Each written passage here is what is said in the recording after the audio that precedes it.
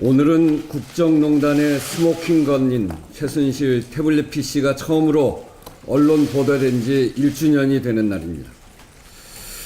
광장에서 촛불이 밝혀지고 탄핵 심판에 이어 새로운 정부가 들어섰습니다. 지금도 국정농단의 썩은내 나는 증거들이 하루가 멀다 하고 쏟아져 나오고 있습니다. 그런데 자유한국당은 이를 바로잡으려는 문재인 정부의 적폐청산 노력을 정치 보복이라 하고 있고, 신고리 원전 공론화위원회와 언론 정상화까지 소위 신적폐라며 싸잡아 비난하고 있습니다. 분명한 것은 자유한국당이 어떤 정치 공세를 하더라도 자신들이 국정농단을 방조 내지 은폐에 앞장서왔던 공범자임은 부정할 수 없을 것입니다. 최순실 태블릿 PC가 처음 보도된 지 1년인 오늘 국정농단의 진실을 감추기 위한 자유한국당의 애타는 몸부림에 정치의 비감함이 듭니다. 국정과제의 원활한 이행을 위해 각 부처가 운영 중인 적폐청산 TF에 일상적 업무와 관련된 공문을 빌미로 해서 현직 청와대 비서실장과 비서관을 고발하는 일은 금도를 넘은 정치 공세입니다. 과연 자신들이 집권할 때 청와대가 했던 정치 공작이 이렇게 하면 조금이라도 가려질 거라고 믿는 것인지 묻지 않을 수 없습니다. 자유한국당은 지금이라도 석고되지 않은 마음으로 국정농단, 헌정질서문란, 불공정, 불평등 구조를 바로잡는 일에 함께 나서는 것이 그나마 국민들에 대한 최소한의 예의임을 명심해 주기 바랍니다. 공론화위원회의 활동을 법적 근거가 없는 신적폐라고 규정한 것은 시민이 만든 참여민주주의의 성과를 부정하는 것입니다. 원전 축소 권고를 부정하는 것은 기본적인 사실관계조차 외면하는 선동입니다. 신고리 569기 공론화위원회 운영규정 제2조에 따라 공론화위원회는 신고리 569기 가동 중단 여부는 물론 이와 관련된 모든 정책적 조사와 권고를 할 수 있게 되어 있습니다. 또한 공론화위원회 김지영 위원장께서 밝힌 바대로 원전 축소 유지 확대에 대한 판단이 신고리 569기 건설 중단 재개 여부를 판단하는 근거가 되었기 때문에 원전 정책 전반에 대한 시민 참여단의 의견을 듣는 것은 공론화위원회의 당연한 역할이 되었을 뿐이다. 이렇게 우리는 믿고 있습니다. 역사교과서 국정화, 4대강 사업, 자원외교 부실 등 막대한 예산 낭비, 국론 분열을 부추겼던 자유한국당이 공론화위원회를 비난할 자격이 있는지 묻고 싶습니다. 더불어 분명하게 말씀드리고 싶은 것이 있습니다. 적폐청산의 목적은 특정 개인에 대한 보복이나 청산이 아닌 우리 사회 전반에 걸쳐 있는 부정과 반칙, 불공정을 바로잡는 것입니다. 권력기관의 불법적 정치 개입, 언론 장악, 공공기관 채용 비리는 물론 불투명한 정책 결정에 이르기까지 과거의 잘못된 관행과 제도와 시스템을 척결하고 개선해야만 평등하고 공정하며 정의로운 나라가 됩니다.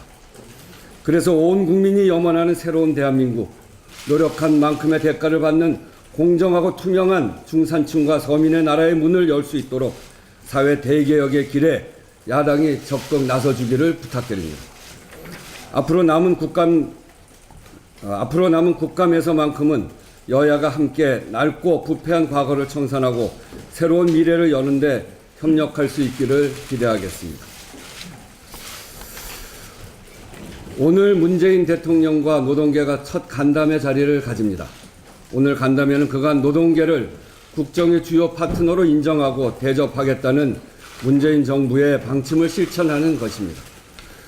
문 대통령이 최근 강조한 근로시간 단축을 포함해서 노동계 요구와 대통령의 공약이 일치했던 노동기본권 보장, 비정규직의 정규직화, 최저임금 등 여러 노동계 현안이 산적한 상황에서 갖게 되는 이만큼 의미도 깊고 기대가 크다고 할 수 있겠습니다.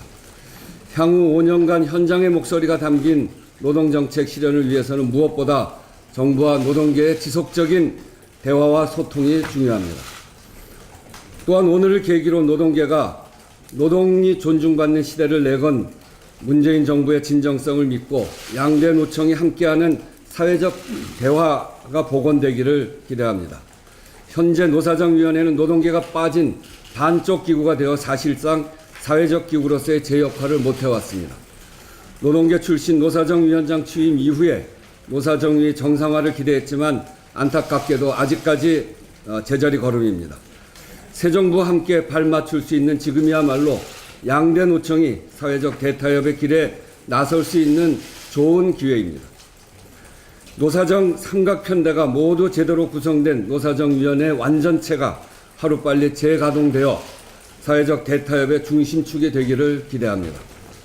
오늘 대통령과 노동계의 허심탄회한 대화로 문재인 정부의 비정규직 정책, 소득주도 성장, 노동이 존중받는 사회를 위한 양대 노총과의 협조와 노동계의 현안을 포괄적으로 논의하는 사회적 대타협으로 이어지기를 바랍니다.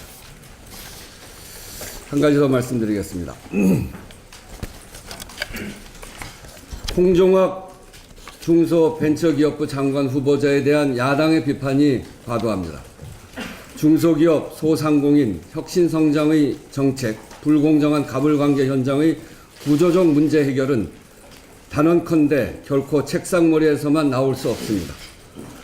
일부 야당에서 현장 경험이 없다는 비판이 있는데 19대 국회에서 홍종학 의원은 저와 을지로위원회 활동을 하면서 우리 경제의 튼튼한 실핏줄인 중소기업, 소상공인들이 처한 갑의 횡포, 우리 눈물 그 현장에서 빛났던 인물입니다. 홍종학 장관 후보는 대통령과 중소기업 정책, 소상공인 정책, 혁신성장 등의 가치를 공유하고 있고 유능한 경제학자로 대표적 시민단체인 경실련을 거쳐서 19대 국회 우리당 정책위 수석 부의장으로 대표적인 경제통이고 정책통이었습니다. 문재인 대선 캠프에서 정책을 총괄했고 대선 공약을 만드는 역할을 했습니다. 야당은 이런 인사를 무조건 코드 인사, 캠프 인사라고 비판하고 있습니다. 코드 인사, 캠프 인사를 하면 역량이 안 되는 사람을 억지로 끌어다 쓸 때 하는 비판이었습니다. 과연 야당이 코드 인사, 캠프 인사라 비판하는 것이 합당한지 숙고해 주시길 바라며 앞으로 열린 청문회에서 선입관 없이 임해 주시기를 당부드립니다. 이상입니다. 네, 다음은 최재형 정책위의장의 모두 발언 있겠습니다.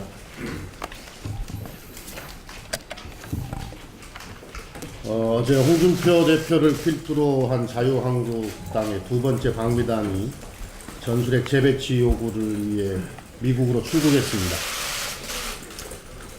9월에 미국을 다녀온 첫 번째 방미단이 스스로 미 국무부는 한반도 전술핵 재배치에 부정적이라는 것을 확인했다고 밝혔는데 겨우 한 달이 지난 이 시점에 또다시 전술핵 재배치를 설득한다며 떠난 것입니다.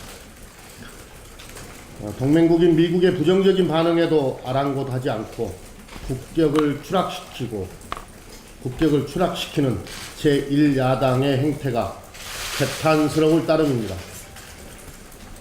다시 한번 강조하지만 전술핵 배치는 결코 북핵 문제의 해결 방안이 될 수 없고 오히려 한반도와 동북아의 평화를 깨뜨릴 수 있는 극단적이고도 위험한 발상에 지나지 않습니다.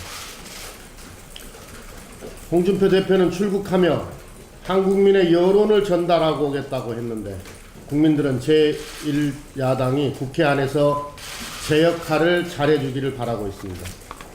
오죽하면 한 언론이 사설을 통해 자유한국당의 행태를 두고 아직 덜 망했다는 생각밖에 들지 않는다고 하겠습니까? 국정감사가 진행되고 있는 이 시기에 국회의원들이 해외로 나간 것은 국민이 부여한 책무를 방기한 것입니다. 그리고 국정감사가 끝나고 11월 국회에서는 본격적으로 법안과 예산을 심사해야 합니다. 민생과 경제를 살리는 법안을 국회에서 최대한 통과시키기 위해서는 여야 각 당이 중점 추진 법안을 하루빨리 정리하고 지금부터라도 논의를 본격적으로 시작해야 합니다.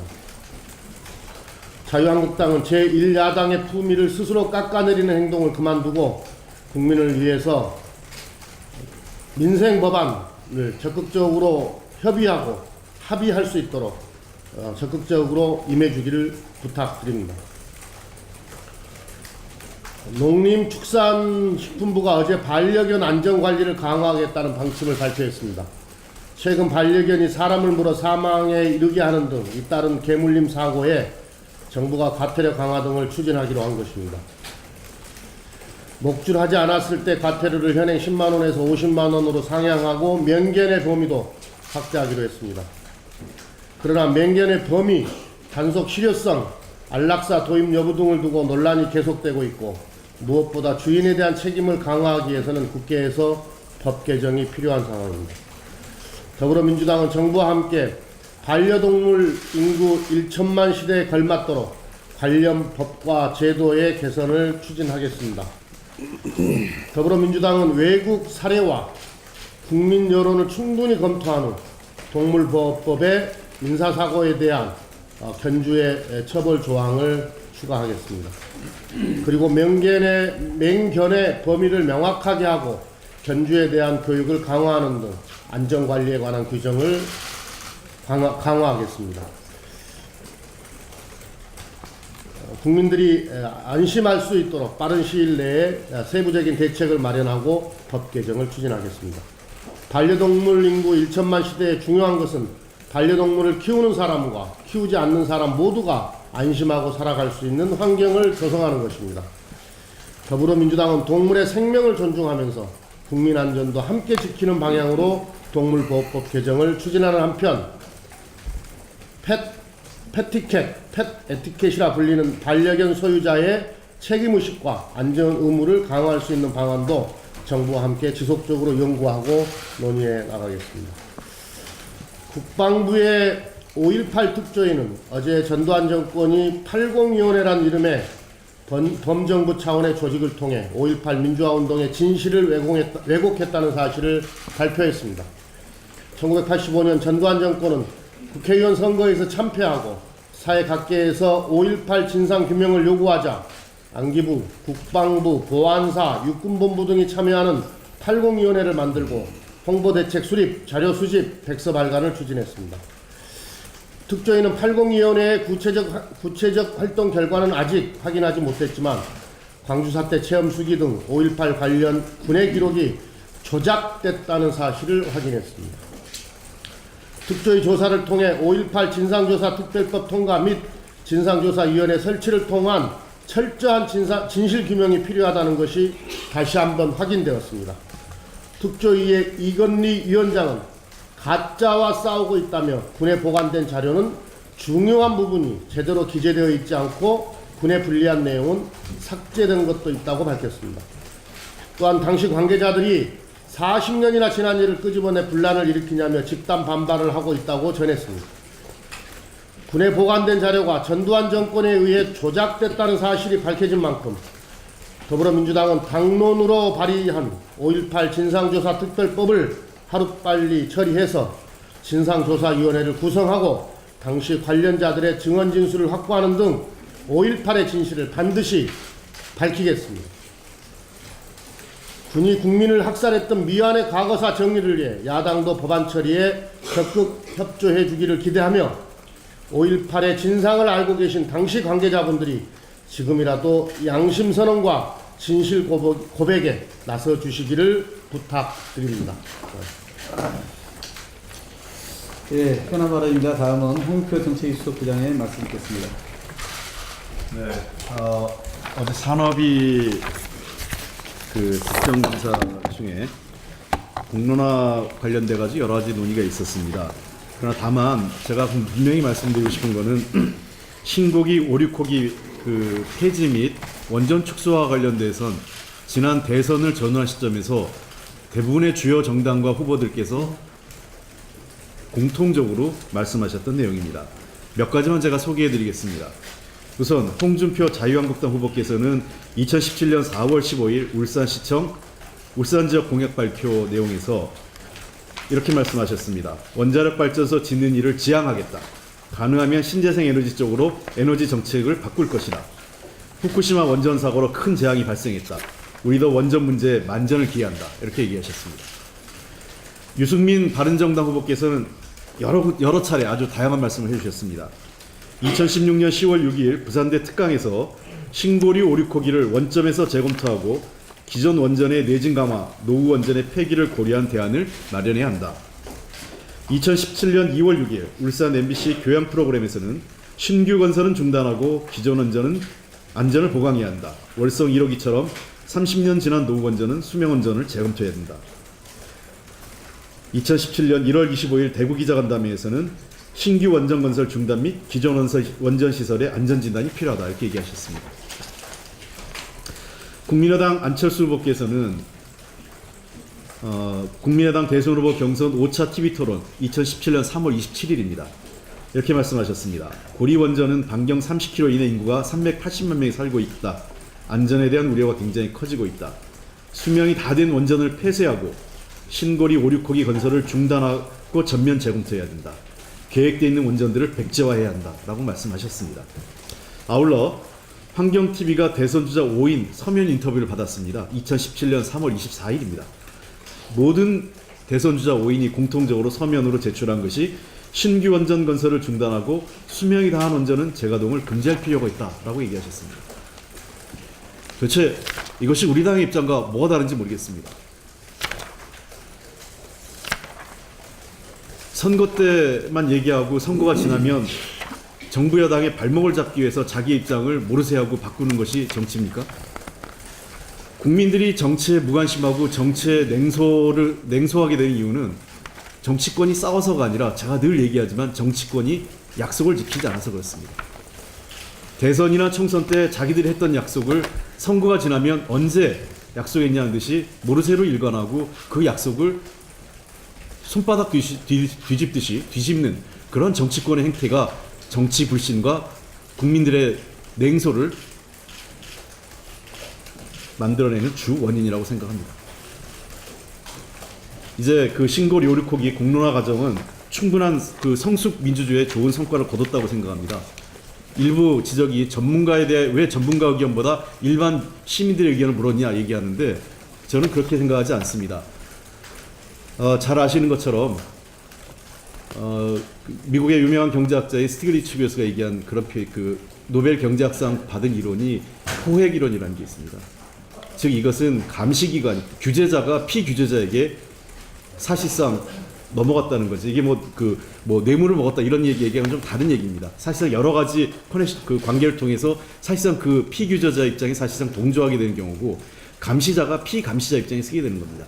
즉 사회에 감시를 해야 될 전문가 집단에서는 이미 상당 부분 이해관계가 분명하기 때문에 원전의 찬성이든 반대쪽에 분명하게 있기 때문에 그러한 전문가들의 의견은 바탕으로 해서 일반 그 성숙한 시민들의 민주적 의식을 바탕으로 결정을 내리는 것이 수기 민주주의고 이미 그러한 방식은 유럽 서유럽 국가나 OECD 국가 내에서 민주주의가 어느 정도 정착된 나라에서 대의민주주의를 보완하는 다양한 형태로 활용되고 있습니다.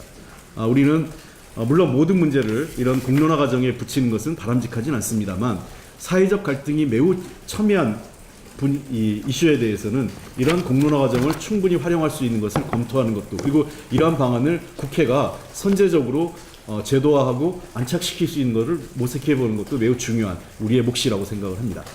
지난 대선 때 공약을 잘 곱씹으면서 각 당은 새로운 안전하고 깨끗한 에너지 그리고 국민들의 안전을 우선하는 그러한 에너지 정책을 만들어가는데 정부 여당과 함께 해주실 것을 다시 한번 부탁드립니다. 이상입니다. 예, 이제 제가 몇 가지 말씀을 드리겠습니다. 어제 자유한국당은 MBC 경영 정상화의 시금석이 될 방송문화진흥회 보궐 이사의 구성과 관련해서 이사 추천권은 자신들에게 있다며 이미 내부 인선을 마친 상태라고 엄포를 놓았습니다. 이것은 떡 줄 사람은 꿈도 안 꾸는데 김치국부터 마시는 격에 불과합니다. 현행 방송문화진흥법에서는 방송통신위원회가 방문진 이사를 임명하도록 규정하고 있습니다. 한국당이 주장하는 여야 추천 비율은 관례대로 이행해온 정치적 합의이지 그 어떤 법적 관계사항이 아닙니다. 언론계 현장의 목소리와 전국 언론노조에서도 이러한 정치권의 초법적이고 관행적인 이사 추천 방식에 대해 최근 강력히 지적한 바가 있고 방송의 정상화를 논의하는 시점에 정치권의 월권 행사는 중단되어야 합니다. 한국당에서는 마치 영구적으로 이사 추천권이 있는 양 내전까지 했다고 하니 이 문제를 바로잡고 가야 할 시기가 되었습니다. 법령에 존재하지 않는 여야 정치권의 이사 추천권은 이제 더 이상 고집하지 말아야 합니다.